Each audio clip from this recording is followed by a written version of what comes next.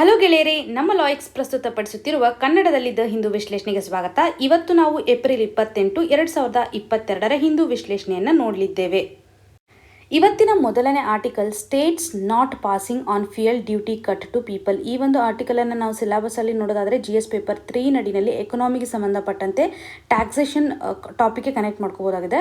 ಆರ್ಟಿಕಲಲ್ಲಿರುವಂತಹ information ಇವತ್ತು petrol ಬೆಲೆ ಹೆಚ್ಚಾಗಿದೆಯಲ್ಲ, ಈ ಒಂದು ನಿಟ್ಟಿನಲ್ಲಿ ಸರ್ಕಾರ ಎಕ್ಸೈಸ್ ಡ್ಯೂಟಿಯನ್ನು ಕಡಿಮೆ ಮಾಡಿರುವಂತಹ ವಿಷಯವನ್ನು ಇಲ್ಲಿ ನರೇಂದ್ರ ಮೋದಿ ಅವರು ಪ್ರಸ್ತಾಪ ಮಾಡ್ತಾ ಇದ್ದಾರೆ. ಸ್ಟೇಟ್ನ ಒಂದು ಕೋಆಪರೇಷನ್ ಅವಶ್ಯಕತೆ ಇದೆ. ಏಕೆಂದರೆ ಸ್ಟೇಟ್ ಗೌರ್ಮೆಂಟಲ್ಲಿ, ಅದರಲ್ಲೂ ಕೆಲವೊಂದಿಷ್ಟು ಸ್ಟೇಟ್ಸ್ಗಳಲ್ಲಿ ಮಾತ್ರ ಇವತ್ತು ಪೆಟ್ರೋಲ್ನ ಒಂದು ಬೆಲೆ ಕಡಿಮೆಗೋಸ್ಕರ ಬೇಕಾಗಿರುವಂತಹ ಡ್ಯೂಟಿಯನ್ನು ರೆಡ್ಯೂಸ್ ಮಾಡ್ತಾ ಇಲ್ಲ. ಅಂದರೆ ವ್ಯಾಟ್ ಸಿಸ್ಟಮನ್ನು ಬದಲಾವಣೆ ಮಾಡ್ತಾ ಇಲ್ಲ. ವ್ಯಾಟ್ನ ರೆಡ್ಯೂಸ್ ಮಾಡೋದ್ರ ಮುಖಾಂತರ ನಾವು ಕಸ್ಟಮರ್ ಮೇಲೆ ಆಗ್ತಕ್ಕಂಥ ಒಂದು ತೊಂದರೆಯನ್ನು ಕಡಿಮೆ ಮಾಡ್ಬೋದು. ಇದರಿಂದ ಪೆಟ್ರೋಲ್ನ ಒಂದು ದರ ಇಳಿಕೆ ಆಗುವಂಥ ಕಂಡೀಷನ್ಸನ್ನು ಕಾಣ್ಬೋದಾಗಿದೆ. ಆದರೆ ಕೆಲವೊಂದು ಸ್ಟೇಟ್ಸ್ಗಳಲ್ಲಿ, ಅಂದರೆ ನಾನ್ BJP ಗೌರ್ಮೆಂಟಲ್ಲಿ ಹೆಚ್ಚಾಗಿ ಈ ರೀತಿಯಾದಂಥ ಚೇಂಜಸ್ಗಳನ್ನು ಮಾಡ್ತಾ ಇಲ್ಲ. ಯಾಕೆಂದರೆ ಸೆಂಟ್ರಲ್ ಗೌರ್ಮೆಂಟ್ ಒಂದು ಫಂಡಿಂಗ್ ಏನಿರುತ್ತಲ್ಲ ಸ್ಟೇಟ್ ಗೌರ್ಮೆಂಟ್ಗೆ, ಅದು ಸರಿಯಾಗಿ ಬಂದಿಲ್ಲ ಅನ್ನುವಂಥದ್ದು ಇವತ್ತು ಸ್ಟೇಟ್ ಗೌರ್ಮೆಂಟ್ನ ಒಂದು ವಾದವಾಗಿದೆ. ಇನ್ನು ಮೋದಿ ಅವರು ಎಂಫಸೈಸ್ ಮಾಡೋ ಪ್ರಕಾರ ಕೆಲವೊಂದಿಷ್ಟು ಸ್ಟೇಟ್ ಗೌರ್ಮೆಂಟ್ಸ್ಗಳಲ್ಲಿ ಇವತ್ತು ಟ್ಯಾಕ್ಸನ್ನು ರೆಡ್ಯೂಸ್ ಮಾಡೋದ್ರ ಮುಖಾಂತರ ಆ ಒಂದು ಸ್ಟೇಟಲ್ಲಿ ರೆವಿನ್ಯೂ ಸಹ ಲಾಸ್ ಆಗಿದೆ. ಆದರೆ ಕೆಲವೊಂದಿಷ್ಟು ನೇಬರಿಂಗ್ ಸ್ಟೇಟ್ಸ್ಗಳಲ್ಲಿ ಟ್ಯಾಕ್ಸನ್ನು ರೆಡ್ಯೂಸ್ ಮಾಡಿದಿಲ್ಲ, ಅವ್ರಿಗೆ ರೆವಿನ್ಯೂ ಪ್ರಾಪರ್ ಆಗಿದೆ. ಈ ರೀತಿಯಾಗಿ ಮಾಡ್ತಕ್ಕಂಥ ಒಂದು ಚೇಂಜಸ್ಸಿಂದ ಬೇರೆ ಒಂದು ಸ್ಟೇಟಿಗೂ ಸಹ ಇಂಪ್ಯಾಕ್ಟ್ ಆಗ್ಬೋದು. ಕೆಲವೊಂದಿಷ್ಟು ಸ್ಟೇಟ್ಸ್ಗಳು ಟ್ಯಾಕ್ಸನ್ನು ರೆಡ್ಯೂಸ್ ಮಾಡಿದ್ದಾರೆ, ಅಂದರೆ ಪ್ರಾಪರ್ ಆಗಿರ್ತಕ್ಕಂಥ ಒಂದು ರೆವಿನ್ಯೂ ಇದೆ ಅವ್ರಿಗೆ. ಸೊ ಇಲ್ಲಿ ಅವರು ಎಕ್ಸೈಸ್ ಡ್ಯೂಟಿಯನ್ನು ಕಡಿಮೆ ಮಾಡ್ಬೋದು. ಯಾವ ಸ್ಟೇಟಲ್ಲಿ ಇವತ್ತು ಟ್ಯಾಕ್ಸ್ ರಿಡಕ್ಷನನ್ನು ಮಾಡಿದಾರಲ್ಲ ಆಲ್ರೆಡಿ, ಆ ಒಂದು ಸ್ಟೇಟ್ಸ್ಗೆ ರೆವಿನ್ಯೂ ಇರಲ್ಲ. ಅಗೇನ್ ಅವರು ಇವತ್ತು ಎಕ್ಸೈಸ್ ಡ್ಯೂಟಿಯನ್ನು ರೆಡ್ಯೂಸ್ ಮಾಡೋದ್ರ ಮುಖಾಂತರ ತಮ್ಮ ಒಂದು ರೆವಿನ್ಯೂಗೆ ಲಾಸ್ ಆಗುತ್ತೆ ಅನ್ನುವಂಥದ್ದನ್ನು ಸಹ ನಾವು ಇಲ್ಲಿ ಕನೆಕ್ಟ್ ಮಾಡ್ಕೋಬೇಕಾಗುತ್ತೆ.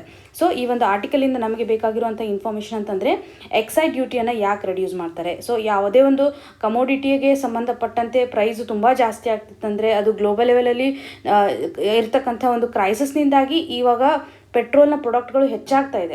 ಅದರಲ್ಲೂ ಕೋವಿಡ್ನ ಸಿಚುವೇಶನ್ ಕನೆಕ್ಟ್ ಮಾಡ್ಕೋಬೋದು. ಹಾಗೂ ವಾರ್ನಿಂದಾಗಿ ನಾವು ಸಾಕಷ್ಟು ಇಂಪೋರ್ಟ್ ಮೇಲೆ ಇಂಪ್ಯಾಕ್ಟ್ ಆಗಿರುವಂಥ ಸಿಚುವೇಶನ್ಸನ್ನು ನೋಡ್ತಾ ಇದ್ದೀವಿ. ಇಂಪೋರ್ಟ್ನ ಒಂದು ರೇಟ್ ಹೆಚ್ಚಾಗಿರೋದನ್ನು ನಾವು ಇಲ್ಲಿ ಕಾಣ್ತಾ ಇದ್ದೀವಿ. ಈ ರೀತಿಯಾದಂಥ ಚಾಲೆಂಜಸ್ಗಳನ್ನು ಗ್ಲೋಬಲ್ ಕಮ್ಯುನಿಟಿನೂ ಸಹ ಫೇಸ್ ಮಾಡಬೇಕಾಗುತ್ತೆ. ಸೊ ಈ ಒಂದು ಸ್ಟ್ರೆಸ್ ಕಂಡೀಷನ್ನಲ್ಲಿ ಸರ್ಕಾರ ಟ್ಯಾಕ್ಸೇಷನ್ನಲ್ಲಿ ಬದಲಾವಣೆ ಮಾಡೋದ್ರ ಮುಖಾಂತರ ಪರ್ಟಿಕ್ಯುಲರ್ ಗೂಡ್ ಮೇಲೆ ಆಗ್ತಕ್ಕಂಥ ಒಂದು ಪ್ರೈಸ್ ಹೈಕನ್ನು ಅಥವಾ ಪರ್ಟಿಕ್ಯುಲರ್ ಗೂಡ್ ಮೇಲೆ ಇರ್ತಕ್ಕಂಥ ಒಂದು ಇನ್ಫ್ಲೇಷನನ್ನು ಕಡಿಮೆ ಮಾಡೋದಕ್ಕೋಸ್ಕರ ಟ್ಯಾಕ್ಸಲ್ಲಿ ಸರ್ಕಾರ ಬದಲಾವಣೆಯನ್ನು ಮಾಡುತ್ತೆ ಅನ್ನುವಂಥದ್ರ ಬಗ್ಗೆ ನಮಗೆ ಕ್ಲಿಯರ್ ಆಗಿ ಗೊತ್ತಿರಬೇಕು. ಈ ಒಂದು ಆರ್ಟಿಕಲಲ್ಲಿ ಮೋದಿಜಿ ಅವರು ಹೇಳ್ತಾ ಇರುವಂಥದ್ದು, ಸ್ಟೇಟ್ ಗೌರ್ಮೆಂಟು ಮತ್ತು ಸೆಂಟ್ರಲ್ ಗೌರ್ಮೆಂಟು ಈಗ ಮಾಡ್ತಕ್ಕಂಥ ಒಂದು ಪಾಲಿಸೀಸ್ನಲ್ಲಿ ಸ್ಟೇಟ್ನ ಒಂದು ಕೋಆಪರೇಷನ್ ಅವಶ್ಯಕತೆ ಇದೆ. ಕೋಆರ್ಡಿನೇಷನ್ನು ತುಂಬ ಇಂಪಾರ್ಟೆಂಟ್ ಆಗಿರೋದ್ರಿಂದ ಎಕನಾಮಿಕ್ ಡಿಸಿಷನ್ಗಳನ್ನು ಪ್ರಾಪರಾಗಿ ತೆಗೆದುಕೊಳ್ಳಲು ಸ್ಟೇಟ್ ಗೌರ್ಮೆಂಟ್ನ ಒಂದು ಕೋಆಪ್ರೇಷನ್ ಅನ್ನೋದು ತುಂಬ ಇಂಪಾರ್ಟೆಂಟು. ಅಷ್ಟೇ ಅಲ್ಲದೆ ಕೋಆಪ್ರೇಟಿವ್ ಫೆಡರಲಿಸಮ್ ಅನ್ನುವಂಥ ಸ್ಪಿರಿಟ್ ಇರೋದ್ರಿಂದ ನಾವು ಗ್ಲೋಬಲ್ ಲೆವೆಲಲ್ಲಿ ಆಗ್ತಕ್ಕಂಥ ಒಂದು ಚಾಲೆಂಜನ್ನು ಈಸಿಯಾಗಿ ಫೇಸ್ ಮಾಡ್ಬೋದು ಅನ್ನೋದನ್ನು ಮೋದಿಜಿಯವರು ಇಲ್ಲಿ ಎಂಫಸೈಸ್ ಮಾಡಿದ್ದಾರೆ. ಇನ್ನು ಮುಂದಿನ article Indonesia's palm oil export ban. ಈ ಒಂದು ಆರ್ಟಿಕಲನ್ನು ನಾವು ಸಿಲೆಬಸಲ್ಲಿ ನೋಡೋದಾದರೆ GS ಪೇಪರ್ 3 ನಡಿನಲ್ಲಿ ಅಗ್ರಿಕಲ್ಚರ್ಗೆ ಕನೆಕ್ಟ್ ಮಾಡ್ಕೋಬೋದು, ಹಾಗೂ GS ಪೇಪರ್ 2 ನಡಿನಲ್ಲಿ ಇಂಟರ್ನ್ಯಾಷನಲ್ ರಿಲೇಷನ್ಗೆ ಕನೆಕ್ಟ್ ಮಾಡ್ಕೋಬೋದಾಗಿದೆ. ಸೊ ಈ ಒಂದು ಆರ್ಟಿಕಲಲ್ಲಿ ಇವತ್ತು ಇಂಡೋನೇಷ್ಯಾ ವರ್ಲ್ಡಲ್ಲೇ biggest producer of palm oil ಅಂತ ಕರೀತಾರೆ. ಸೊ ಪಾಮ್ ಆಯಿಲನ್ನು ಇವತ್ತು ಎಕ್ಸ್ಪೋರ್ಟ್ ಮಾಡೋದನ್ನು ಇವರು ಬ್ಯಾನ್ ಮಾಡ್ತಾ ಇದ್ದಾರೆ ಅನ್ನೋದ್ರ ಬಗ್ಗೆ ಮೆನ್ಷನ್ ಮಾಡಿದ್ದಾರೆ. ಇದಕ್ಕೆ ಏನೇನು ಕಾರಣ, ಅವ್ರು ಯಾಕೆ ಬ್ಯಾನ್ ಮಾಡ್ತಾ ಇದ್ದಾರೆ ಅನ್ನೋದ್ರ ಬಗ್ಗೆ ನಾವು ನೋಡಬೇಕಾಗುತ್ತೆ. ಇಂಡೋನೇಷ್ಯಾದಲ್ಲಿ ಇವತ್ತು ಡೊಮೆಸ್ಟಿಕ್ ಕುಕ್ಕಿಂಗ್ ಆಯಿಲ್ನ ಒಂದು ರಿಡಕ್ಷನ್ ಆಗ್ತಾ ಇದೆ. ಕುಕ್ಕಿಂಗ್ ಆಯಿಲ್ ಕಡಿಮೆ ಆಗ್ತಾ ಇರೋದ್ರಿಂದ ಅವರು ಪಾಮ್ ಆಯಿಲನ್ನು ಆಲ್ಟರ್ನೇಟಿವ್ ವೆಜಿಟೇಬಲ್ ಆಯಿಲ್ ಆಗಿ ಸಪ್ಲೈ ಮಾಡೋದಕ್ಕೋಸ್ಕರ, ಡೊಮೆಸ್ಟಿಕ್ ಲೆವೆಲಲ್ಲಿ ಕನ್ಸಂಪ್ಷನನ್ನು ಮಾಡೋದಕ್ಕೋಸ್ಕರ ಇವತ್ತು ಎಕ್ಸ್ಪೋರ್ಟನ್ನು ಬ್ಯಾನ್ ಮಾಡ್ತಾ ಇದ್ದಾರೆ ಅನ್ನೋದ್ರ ಬಗ್ಗೆ ಫಸ್ಟು ನಿಮಗೆ ಕ್ಲಿಯರ್ ಇರಲಿ. ಹಾಗೂ ಮಲೇಷ್ಯಾನೂ ಸಹ ಇವತ್ತು ಆಯಿಲ್ ಎಕ್ಸ್ಪೋರ್ಟ್ ಮಾಡೋದ್ರಲ್ಲಿ second biggest country. First Indonesia oil export ಮಾಡುತ್ತೆ, ಅದರಲ್ಲೂ ಪಾಮ್ ಆಯಿಲ್ ಬಗ್ಗೆ. ಹಾಗೂ ಮಲೇಷ್ಯಾ ನೋಡಿದಾಗ ನಾವು ಸೆಕೆಂಡ್ ಬಿಗ್ಗೆಸ್ಟ್ ಅಂತ ಕನ್ಸಿಡರ್ ಮಾಡ್ತಾ ಇದ್ದೀವಿ. ಮಲೇಷ್ಯಾ ಕಂಟ್ರಿದಿಂದನೂ ಸಹ ಆಯಿಲ್ ಪ್ರೊಡಕ್ಷನ್ ಏನಿದೆಯಲ್ಲ ಅದು ಕಡಿಮೆ ಆಗ್ತಾ ಬಂದಿದೆ. ಯಾಕೆಂದರೆ ಪ್ಯಾಂಡಮಿಕ್ ಸಿಚುವೇಷನಿಂದಾಗಿ ಲೇಬರ್ ಶಾರ್ಟೇಜ್ ಇರುವಂಥ ಸಿಚುವೇಷನನ್ನು ನೋಡ್ತಾ ಇದ್ವಿ, ಮತ್ತು ಗ್ಲೋಬಲ್ ಲೆವೆಲಲ್ಲಿ ಫುಡ್ ಇನ್ಫ್ಲೇಷನ್ ಆಗ್ತಾ ಇರೋದ್ರಿಂದ, ಉಕ್ರೈನ್ ಕ್ರೈಸಿಸ್ನಿಂದ, ಈ ರೀತಿಯಾಗಿ ಎಲ್ಲ ಕಂಡೀಷನ್ಸನ್ನು ನಾವು ನೋಡಿದಾಗ ಗ್ಲೋಬಲ್ ಲೆವೆಲಲ್ಲಿ ಕ್ರೂಡ್ ಆಯಿಲ್ನ ಒಂದು ಡಿಮ್ಯಾಂಡ್ ಹೆಚ್ಚಾಗಿದೆ. ಕ್ರೂಡ್ ಪಾಮ್ ಆಯಿಲ್ನ ಒಂದು ಕ್ರೈಸಿಸ್ ಇರೋದ್ರಿಂದ ಇವತ್ತು ಆಯಿಲ್ನ ಒಂದು ಎಕ್ಸ್ಪೋರ್ಟ್ ಮಾಡುವಂಥ ರೇಟು ಕಡಿಮೆ ಆಗ್ತಾ ಇದೆ. ಯಾಕೆಂದರೆ ಡೊಮೆಸ್ಟಿಕ್ ಕನ್ಸಂಪ್ಷನ್ಗೆ ಇಲ್ಲಿ ಅವಶ್ಯಕತೆ ಇರುವಂಥ ಒಂದು ನಿಟ್ಟಿನಲ್ಲಿ ಇವತ್ತು ಎಕ್ಸ್ಪೋರ್ಟ್ ಮಾಡೋದನ್ನು ಕಡಿಮೆ ಮಾಡ್ತಾ ಇದ್ದಾವೆ ಅನ್ನೋದ್ರ ಬಗ್ಗೆ ನಾವಿಲ್ಲಿ ಅರ್ಥ ಮಾಡ್ಕೋಬೇಕಾಗತ್ತೆ. ಇನ್ನು ಆಯಿಲ್ ಪಾಮ್ ಇಂಡಸ್ಟ್ರೀಸ್ಗಳ ಒಂದು ಸಿಚುವೇಶನ್ಸನ್ನು ನೋಡಿದಾಗ ಇಲ್ಲಿ ಅನ್ಸಸ್ಟೈನೇಬಲ್ ಪ್ರೊಡಕ್ಷನ್ ಪ್ರಾಕ್ಟೀಸಸ್ಗಳು ನಡೀತಾ ಇದ್ದಾವೆ. ಫಾರ್ ಎಕ್ಸಾಂಪಲ್, ಇವಾಗ ಇಂಡೋನೇಷ್ಯಾದಲ್ಲಿ ನಾವು ಯಾಕೆ ಕಡಿಮೆ ಆಗ್ತಾ ಇದೆ ಅಂತಂದಾಗ ಅಲ್ಲಿ ಹೆಚ್ಚಾಗಿ ಡಿಫಾರೆಸ್ಟೇಷನ್ ಆಗಿರ್ತಕ್ಕಂಥ ಕಂಡೀಷನ್ ಇರ್ಬೋದು, ಅಥವಾ ಎಕ್ಸ್ಪ್ಲಾಯ್ಟೇಟಿವ್ ಲೇಬರ್ ಪ್ರಾಕ್ಟೀಸಸನ್ನು ನಾವು ಅಲ್ಲಿ ನೋಡ್ತಾ ಇದ್ವಿ, ಅದು ಕೊಲೋನಿಯಲ್ ಎರಾದಲ್ಲಿ ಆಗಿರ್ತಕ್ಕಂಥ ಸಿಚುವೇಶನ್ಸ್ ಇರ್ಬೋದು, ಅಥವಾ ಪಾಮ್ ಆಯಿಲ್ಗಳ ಒಂದು ಪ್ರೊಡಕ್ಷನ್ ಮಾಡೋದಕ್ಕೋಸ್ಕರ ಯಾವ ರೀತಿಯಾಗಿ ಇನ್ವೆಸ್ಟ್ಮೆಂಟ್ ಮಾಡ್ತಾರೆ, ಅಥವಾ ಒಂದು ಪರ್ ಹೆಕ್ಟೇರ್ಗೆ ಎಷ್ಟು ಈಲ್ಡ್ ಬರುತ್ತಲ್ಲ ಅದು ಸಹ ಕಡಿಮೆ ಆಗ್ತಾ ಬಂದಿರೋಂಥ ಸಿಚುವೇಶನ್ಸನ್ನು ನಾವು ನೋಡ್ತಾ ಇದ್ವಿ. ಅಂದರೆ ಅಗ್ರಿಕಲ್ಚರ್ ಪ್ರಾಕ್ಟೀಸಸ್ನಿಂದಾಗಿ ಸಾಕಷ್ಟು ಈಲ್ಡನ್ನು ನಾವು ಪಡ್ಕೊಳ್ಳೋಕ್ಕಾಗ್ತಿಲ್ಲ. ಮಣ್ಣಿನ ಫಲವತ್ತತೆ ಇರ್ಬೋದು, ಹೆಚ್ಚು ಕೆಮಿಕಲ್ಸನ್ನು ಬಳಕೆ ಮಾಡೋದ್ರಿಂದ ಲ್ಯಾಂಡ್ ಡಿಗ್ರೇಡೇಷನ್ ಆಗಿರ್ತಕ್ಕಂಥ ಕಂಡೀಷನ್ಸ್, ಇವನ್ನೆಲ್ಲ ಒಟ್ಟಾರೆಯಾಗಿ ಕನ್ಸಿಡರ್ ಮಾಡಿದಾಗ ಎಷ್ಟು ಈಲ್ಡ್ ಬರಬೇಕು ಅಥವಾ ಕ್ರಾಪ್ನ ಒಂದು ಈಲ್ಡ್ ಕಡಿಮೆ ಆಗ್ತಾ ಬಂದಿರೋದ್ರಿಂದ ಹೆಚ್ಚಾಗಿ ಪ್ರೊಡಕ್ಷನ್ ಮಾಡಲಿಕ್ಕೆ ಆಗ್ತಾ ಇಲ್ಲ. ನಾವು ಎಕ್ಸ್ಪೆಕ್ಟೆಡ್ ಇರೋದಷ್ಟು ಮಾಡಲಿಕ್ಕೆ ಆಗ್ತಿಲ್ಲ. ಸೊ ಎಕ್ಸ್ಪೋರ್ಟ್ ಸಹ ರೆಡ್ಯೂಸ್ ಆಗ್ಬೋದು ಅನ್ನುವಂಥದ್ದು. ಇಂಡೋನೇಷ್ಯಾ ಮತ್ತು ಮಲೇಷ್ಯಾ ಎರಡು ಕಂಟ್ರಿಗಳು ಸೇರಿದರೆ ಗ್ಲೋಬಲ್ ಲೆವೆಲಲ್ಲಿ 90% ಇವತ್ತು ಗ್ಲೋಬಲ್ ಪಾಮ್ ಆಯಿಲ್ ಪ್ರೊಡಕ್ಷನ್ ಮಾಡ್ತಾ ಇದ್ದಾವೆ. ಇದರಲ್ಲಿ ಭಾರತ ಬಿಗ್ಗೆಸ್ಟ್ ಇಂಪೋರ್ಟರ್ ಅಂತ ಇಲ್ಲಿ ಮೆನ್ಷನ್ ಮಾಡಿದ್ದಾರೆ. ನಮ್ಮ ವೆಜಿಟೇಬಲ್ ಆಯಿಲ್ ಕನ್ಸಂಪ್ಷನಲ್ಲಿ 40% ವೆಜಿಟೇಬಲ್ ಆಯಿಲನ್ನು ನಾವು ಇಂಪೋರ್ಟ್ ಮಾಡೋದ್ರ ಮುಖಾಂತರ ವೆಜಿಟೇಬಲ್ ಆಯಿಲ್ಗಳ ಒಂದು ಕನ್ಸಂಪ್ಷನನ್ನು ಮಾಡ್ತಾ ಇದ್ದೀವಿ, ಅಥವಾ ನಮ್ಮ ಒಂದು ನೀಡನ್ನು ಮೀಟ್ ಮಾಡ್ತಾ ಇದ್ದೀವಿ ಅನ್ನುವಂಥದ್ರ ಬಗ್ಗೆ. ಸೊ ನಾವು ಇವತ್ತು ಇಂಡೋನೇಷ್ಯಾದಿಂದ ನೋಡಿದಾಗ ಆ್ಯನ್ಯುವಲ್ ಬೇಸ್ ಮೇಲೆ ಸರಿಸುಮಾರು 8.3 ಮೆಟ್ರಿಕ್ ಟನ್ ಅಷ್ಟು ಆಯಿಲನ್ನು ಇಂಪೋರ್ಟ್ ಮಾಡ್ತಾ ಇದ್ದೀವಿ. ಅಂದರೆ ಪಾಮ್ ಆಯಿಲ್ ಬಗ್ಗೆ ಹೇಳ್ತಾ ಇದ್ದಾರೆ. ಸೊ ಲಾಸ್ಟ್ ಇಯರು ಸಹ ಭಾರತ ಇವತ್ತು ಡೊಮೆಸ್ಟಿಕ್ ಆಯಿಲ್ ಪ್ರೊಡಕ್ಷನ್ ಮಾಡಬೇಕು ಅನ್ನುವಂಥ ನಿಟ್ಟಿನಲ್ಲಿ ಸೆಲ್ಫ್ ರಿಲಯಂಟ್ ಆಗಬೇಕು ನಾವು ಈ ಪಾಮ್ ಆಯಿಲ್ ಪ್ರೊಡಕ್ಷನಲ್ಲಿ ಅಂತಂದಾಗ ಸಾಕಷ್ಟು ಇನಿಷಿಯೇಟಿವ್ಸನ್ನು ತಗೊಳ್ಳಿಕ್ಕೆ ಟ್ರೈ ಮಾಡಿದೆ. ಸೊ ಇವಾಗ ಸದ್ಯದ ಪರಿಸ್ಥಿತಿನಲ್ಲಿ ಇವಾಗ ಹೋಲ್ಸೇಲ್ ಇನ್ಫ್ಲೇಷನು ಸಹ ಭಾರತದಲ್ಲಿ ಜಾಸ್ತಿ ಆಗ್ತಾ ಇರೋದ್ರಿಂದ ಅಗೇನ್ ಇವಾಗ ಇಂಡೋನೇಷ್ಯಾ ಈ ರೀತಿಯಾಗಿ ಆಯಿಲನ್ನು ಬ್ಯಾನ್ ಮಾಡಬೇಕು ಅಂತ ಡಿಸೈಡ್ ಮಾಡಿದ್ದಾರೆ. ಇದು ನಮ್ಮ ಒಂದು ಎಕನಾಮಿಗೆ ಹೊಡೆತವನ್ನು ಕೊಡುತ್ತೆ. ಹೋಲ್ಸೇಲ್ ಇನ್ಫ್ಲೇಷನ್ ಇನ್ನೂ ಹೆಚ್ಚಾಗಿರ್ತಕ್ಕಂಥ ಸಿಚುವೇಶನ್ಸನ್ನು ನಾವು ನೋಡ್ಬೋದು. ಸೊ ಒಟ್ಟಾರೆಯಾಗಿ ನಮ್ಮ ಒಂದು ಎಕನಾಮಿಗೂ ಸಹ ಇವರು ತೆಗೆದುಕೊಂಡಿರುವಂಥ ಇನಿಷಿಯೇಟಿವು ಹಾರ್ಮ್ ಮಾಡ್ಬೋದು ಅನ್ನೋದನ್ನು ನಾವಿಲ್ಲಿ ಕನೆಕ್ಟ್ ಮಾಡ್ಕೋಬೇಕಾಗತ್ತೆ. ಇಂಡೋನೇಷ್ಯಾ ಇವತ್ತು ಪಾಮ್ ಆಯಿಲ್ ಪ್ರೊಡಕ್ಷನ್ ಮಾಡೋದ್ರಲ್ಲಿ ಹೈಯೆಸ್ಟ್ ಅನ್ನೋದನ್ನು ನೀವು ಕಂಪ್ಲೀಟಾಗಿ ನೆನ್ಪಿಟ್ಕೋಬೇಕು. ಇದು ಎಕ್ಸಾಮಿನೇಷನ್ ಪರ್ಸ್ಪೆಕ್ಟಿವಲ್ಲಿ ನಮಗೆ ಬೇಕಾಗಿರುವಂಥ ಫ್ಯಾಕ್ಚುಯಲ್ ಇನ್ಫಾರ್ಮೇಷನು. ನಿಮಗೆ ಇಲ್ಲಿ ಒಂದು ಕ್ವಶನನ್ನು ಕೇಳೋದಾದರೆ, ನಾವು ಸನ್ಫ್ಲವರ್ ಆಯಿಲನ್ನು ಸಹ ಹೆಚ್ಚಾಗಿ ಇಂಪೋರ್ಟ್ ಮಾಡ್ಕೋತಾ ಇದ್ದೀವಿ. ಸೊ ಯಾವ ಕಂಟ್ರಿಯಿಂದ ಇವತ್ತು ಭಾರತ 90% ಅಷ್ಟು ಸನ್ಫ್ಲವರ್ ಆಯಿಲನ್ನು ಇಂಪೋರ್ಟ್ ಮಾಡ್ಕೊಳ್ಳುತ್ತೆ ಅನ್ನೋದನ್ನು ಕಮೆಂಟ್ ಸೆಕ್ಷನಲ್ಲಿ ಮೆನ್ಷನ್ ಮಾಡಿ. ಯಾವ ಕಂಟ್ರಿ ಅನ್ನೋದನ್ನು ಮೆನ್ಷನ್ ಮಾಡಿ, ಯಾಕೆಂದರೆ ನಮಗೆ ಅದು ಇಂಪಾರ್ಟೆಂಟು. ಈ ಒಂದು ಪಾಯಿಂಟ್ಗೆ ಕನೆಕ್ಟ್ ಮಾಡ್ಕೊಳ್ಳೋದಾದರೆ ಆಯಿಲ್ನ ಒಂದು ಇಂಪೋರ್ಟ್ ನಾವು ಹೆಚ್ಚಾಗಿ ಮಾಡ್ಕೊಡ್ತಾ ಇರೋದ್ರಿಂದ ಯಾವ ಕಂಟ್ರಿ ಅನ್ನೋದನ್ನು ತಿಳ್ಕೊಬೇಕಾಗತ್ತೆ. ಹಾಗಾಗಿ ಯಾವ ಕಂಟ್ರಿ ಅನ್ನೋದನ್ನು ಕಮೆಂಟ್ ಸೆಕ್ಷನಲ್ಲಿ ಮೆನ್ಷನ್ ಮಾಡಿ. ಇನ್ನು ಮುಂದಿನ article, birth death reporting to be automated. ಈ ಒಂದು ಆರ್ಟಿಕಲನ್ನು ಸಿಲೆಬಸಲ್ಲಿ ನೋಡೋದಾದರೆ GS ಪೇಪರ್ 1 ಅಡಿನಲ್ಲಿ ಪಾಪ್ಯುಲೇಷನ್ ರಿಲೇಟೆಡ್ ಇಶ್ಯೂಸ್ಗೆ ಕನೆಕ್ಟ್ ಮಾಡ್ಕೋಬೋದು, ಹಾಗೂ GS ಪೇಪರ್ 2 ಅಡಿನಲ್ಲಿ ಗವರ್ಮೆಂಟ್ ಪಾಲಿಸೀಸ್ ಆ್ಯಂಡ್ ಇಂಟರ್ವೆನ್ಷನ್ಸ್ಗೆ ಕನೆಕ್ಟ್ ಮಾಡ್ಕೋಬೋದಾಗಿದೆ. ಆರ್ಟಿಕಲಲ್ಲಿರುವಂಥ ಇನ್ಫಾರ್ಮೇಷನ್ನು ಇವತ್ತು ಬರ್ತ್ ಹಾಗೂ ಡೆತ್ ರೇಟ್ಗಳನ್ನು ಯಾವ ರೀತಿಯಾಗಿ ರಿಜಿಸ್ಟ್ರೇಷನ್ ಮಾಡಬೇಕು, ಕಂಪಲ್ಸರಿ ರಿಜಿಸ್ಟ್ರೇಷನ್ ಮಾಡೋದ್ರಿಂದ ಯಾವ ರೀತಿಯಾದಂಥ ಉಪಯೋಗಗಳಿದೆ ಅನ್ನೋದ್ರ ಬಗ್ಗೆ ಮೆನ್ಷನ್ ಮಾಡಿದ್ದಾರೆ. ಎಕ್ಸಾಮಿನೇಷನ್ ಪರ್ಸ್ಪೆಕ್ಟಿವಲ್ಲಿ ನಮಗೆ ಬೇಕಾಗಿರುವಂಥ ಇನ್ಫಾರ್ಮೇಷನ್ ಅಂತ ಅಂದರೆ ಸಿವಿಲ್ ರಿಜಿಸ್ಟ್ರೇಷನ್ ಸಿಸ್ಟಮ್ ಅಂದರೆ ಏನು ಅನ್ನೋದ್ರ ಬಗ್ಗೆ, ಹಾಗೂ ನ್ಯಾಷನಲ್ ಪಾಪ್ಯುಲೇಷನ್ ರಿಜಿಸ್ಟರ್ಗೆ ಕನೆಕ್ಟ್ ಮಾಡೋದ್ರಿಂದ ಆಗ್ತಕ್ಕಂಥ ಒಂದು ಬೆನಿಫಿಟನ್ನು ನಾವಿಲ್ಲಿ ಕನೆಕ್ಟ್ ಮಾಡುವಂಥದ್ದು. ಸೊ ಸಿವಿಲ್ ರಿಜಿಸ್ಟ್ರೇಷನ್ ಸಿಸ್ಟಮ್ ಅಂತಂದರೆ ಭಾರತದಲ್ಲಿ ಇದೊಂದು ಯೂನಿಫೈಡ್ ಪ್ರೊಸೆಸ್ ಅಂತ ಕರೀತಾರೆ. ಸೊ ಈ ಒಂದು ಪ್ರೊಸೆಸ್ ನಡಿನಲ್ಲಿ ಕಂಪಲ್ಸರಿಯಾಗಿ ಇವತ್ತು ಯಾವ ರೀತಿಯಾದಂಥ ಬರ್ತ್ ಆಗ್ತಾ ಇದ್ದಾವೆ, ಡೆತ್ ಆಗ್ತಾ ಇದ್ದಾವೆ, ಸ್ಟಿಲ್ ಬರ್ತ್ಸ್ ಇದ್ದಾವೆ, ಈ ಎಲ್ಲ ಕಂಡೀಷನ್ಸ್ಗಳನ್ನು ರಿಜಿಸ್ಟ್ರೇಷನ್ ಮಾಡಬೇಕು ಅನ್ನುವಂಥದ್ದು. So birth and death act 1969 ಅಡಿನಲ್ಲಿ ಇರ್ತಕ್ಕಂಥ ಒಂದು ಪ್ರೊವಿಷನ್ ಅಡಿನಲ್ಲಿ ನಾವು ಇವತ್ತು ಕಂಪಲ್ಸರಿ ರಿಜಿಸ್ಟ್ರೇಷನ್ ಮಾಡಬೇಕು ಅನ್ನುವಂಥದ್ದಿದೆ ಈ ಆ್ಯಕ್ಟಲ್ಲಿ. ಸೊ ಹಾಗಾಗಿ ಈ ಒಂದು ಸಿವಿಲ್ ರಿಜಿಸ್ಟ್ರೇಷನ್ ಸಿಸ್ಟಮು ಈ ಒಂದು ಆ್ಯಕ್ಟಲ್ಲಿ ಇರ್ತಕ್ಕಂಥ ಪ್ರೊವಿಷನ್ಗೆ ಸಪೋರ್ಟ್ ಮಾಡುವಂಥದ್ದನ್ನು ಮಾಡ್ತಾ ಇದೆ. ಸೊ ಈ ಒಂದು CRS ಅನ್ನು ರನ್ ಮಾಡ್ತಾ ಇರುವಂಥದ್ದು ರಿಜಿಸ್ಟರ್ ಜನರಲ್ ಆಫ್ ಇಂಡಿಯಾ. ಇವರು ಇವತ್ತು ನ್ಯಾಷನಲ್ ಪಾಪ್ಯುಲೇಷನ್ ರಿಜಿಸ್ಟರ್ಗೆ ಲಿಂಕ್ ಮಾಡೋದ್ರ ಮುಖಾಂತರ ಯಾವ ರೀತಿಯಾಗಿ ಪ್ರೊಸೆಸನ್ನು ಫಾಸ್ಟಾಗಿ ಮಾಡ್ಬೋದು. ನ್ಯಾಷನಲ್ ಪಾಪ್ಯುಲೇಷನ್ ರಿಜಿಸ್ಟರನ್ನು ನಾವು ಡೇಟಾಬೇಸನ್ನು ನೋಡಿದಾಗ ಇವಾಗ ಆಲ್ರೆಡಿ 119 crore ರೆಸಿಡೆಂಟ್ಸ್ಗಳ ಒಂದು ರಿಜಿಸ್ಟ್ರೇಷನನ್ನು ನಾವು NPR ನಡಿನಲ್ಲಿ ನಾವು ನೋಡ್ತಾ ಇದ್ದೀವಿ. ಸೊ CRSನಲ್ಲಿ ನಾವು ನೋಡಿದಾಗ ಅಂತಂದಾಗ ಒಂದು ವೇಳೆ ನಾವು CRS ಅಲ್ಲಿ ಇವಾಗ ಫಾರ್ ಎಕ್ಸಾಂಪಲ್ ಅಲ್ಲಿರ್ತಕ್ಕಂಥ ರಿಜಿಸ್ಟ್ರೇಷನಲ್ಲಿ ಒಂದು ಡೆತ್ ಆಗಿದೆ ಅಂತ ಕನ್ಸಿಡರ್ ಮಾಡಿದಾಗ ಅಲ್ಲಿ ಆಟೋಮೆಟಿಕ್ ಆಗಿ ಆ ಒಂದು ಇನ್ಫಾರ್ಮೇಷನಿಂದ ಡೆತ್ ಆಗಿರುವಂಥ ಸಿಚುವೇಷನಲ್ಲಿ ಆ ರಿಜಿಸ್ಟ್ರೇಷನ್ ಸಿಸ್ಟಮ್ನಿಂದ ಎಕ್ಸಿಟ್ ಆಗುತ್ತೆ. ಆವಾಗ ಇದು ನ್ಯಾಷನಲ್ ಪಾಪ್ಯುಲೇಷನ್ ರಿಜಿಸ್ಟರ್ಗೆ ಲಿಂಕ್ ಆಗಿದೆ ಅಂತಂದಾಗ ಅದೇ ಮತ್ತೆ ಅಪ್ಡೇಷನ್ ಆಗೋದ್ರಿಂದ ಅಲ್ಲಿ ಮತ್ತೆ ಡಿಲೀಟ್ ಆಗುವಂಥ ಒಂದು ಸನ್ನಿವೇಶವನ್ನು ಕ್ರಿಯೇಟ್ ಮಾಡುವಂಥದ್ದು ಆಟೋಮೆಟಿಕ್ ಆಗಿ ಅಥವಾ ಇಂಟರ್ ರಿಲೇಷನ್ ಮಾಡೋದ್ರ ಮುಖಾಂತರ ಇವತ್ತು ನಾವು ನ್ಯಾಷನಲ್ ಪಾಪ್ಯುಲೇಷನ್ ರಿಜಿಸ್ಟರ್ಗೂ ಕನೆಕ್ಟ್ ಮಾಡಿ ನಮ್ಮ ಒಂದು ಪಾಪ್ಯುಲೇಷನ್ ಡೇಟಾವನ್ನು ಎಕ್ಸಾಕ್ಟ್ ಆಗಿ ಅರ್ಥ ಮಾಡ್ಕೊಳ್ಳೋಕ್ಕೆ ಹೆಲ್ಪ್ ಆಗುವಂಥದ್ದು. ಸೊ ಇವತ್ತು ಸರ್ಕಾರ ಈ ಒಂದು ಪ್ಲಾನನ್ನು ರಿವ್ಯಾಂಪ್ ಮಾಡಬೇಕು, ಸಿವಿಲ್ ರಿಜಿಸ್ಟ್ರೇಷನ್ ಸಿಸ್ಟಮನ್ನು ರಿವ್ಯಾಂಪ್ ಮಾಡೋದಕ್ಕೋಸ್ಕರ ಬೇಕಾಗಿರುವಂಥ ಇನಿಷಿಯೇಟಿವನ್ನು ತಗೋತಾ ಇದ್ದಾರೆ. ಅಂದರೆ ಇಷ್ಟು ದಿನ ನಾವು ಮ್ಯಾನ್ಯುವಲ್ ಆಗಿ ಯಾವ ರೀತಿಯಾಗಿ ಬರ್ತ್ ಆಗುತ್ತೆ, ಡೆತ್ ಆಗುತ್ತೆ, ಇವನ್ನೆಲ್ಲ ರೆಕಾರ್ಡನ್ನು ಮೇಂಟೈನ್ ಮಾಡ್ತಾ ಇದ್ವಿ. ಇಲ್ಲಿ ನಾವು ಯಾವುದೇ ರೀತಿಯಾಗಿ ಮ್ಯಾನ್ಯುವಲ್ ವರ್ಕ್ ಇಲ್ಲದೆ ರಿಯಲ್ ಟೈಮಲ್ಲಿ ಮಿನಿಮಮ್ ಹ್ಯೂಮನ್ ಇಂಟರ್ವೆನ್ಷನಿಂದ ಇಂಡಿಪೆಂಡೆಂಟಾಗಿ ಮಾಡುವಂಥ ಒಂದು ಸಿಚುವೇಶನ್ಸನ್ನು ಕ್ರಿಯೇಟ್ ಮಾಡೋದ್ರಿಂದ ಎಲ್ಲ ಪ್ರೊಸೆಸ್ಗಳು ಈಸಿ ಆಗುತ್ತವೆ ಅನ್ನೋದ್ರ ಬಗ್ಗೆ ಹೇಳಿದ್ದಾರೆ. 2010 ಮತ್ತು 2015ರಲ್ಲಿ ನಾವು ಸಾಕಷ್ಟು ಅಪ್ಡೇಷನ್ಸ್ಗಳನ್ನು NPRಗೆ ಮಾಡ್ತೀವಿ, ನ್ಯಾಷನಲ್ ಪಾಪ್ಯುಲೇಷನ್ ರಿಜಿಸ್ಟರ್ಗೆ ಮಾಡಿದ್ದೀವಿ. ಇದರಲ್ಲಿ ಸಾಕಷ್ಟು ಚೇಂಜಸ್ಗಳಿರ್ತವೆ. ಫಾರ್ ಎಕ್ಸಾಂಪಲ್ ಇವಾಗ ಮೈಗ್ರೇಷನ್ ಸಿಚುವೇಶನ್ಸ್ ನಾವು ನೋಡ್ತಾ ಇರ್ತೀವಿ, ಡೆತ್ ಇರ್ಬೋದು ಅಥವಾ ಬರ್ತ್ ಇರ್ಬೋದು.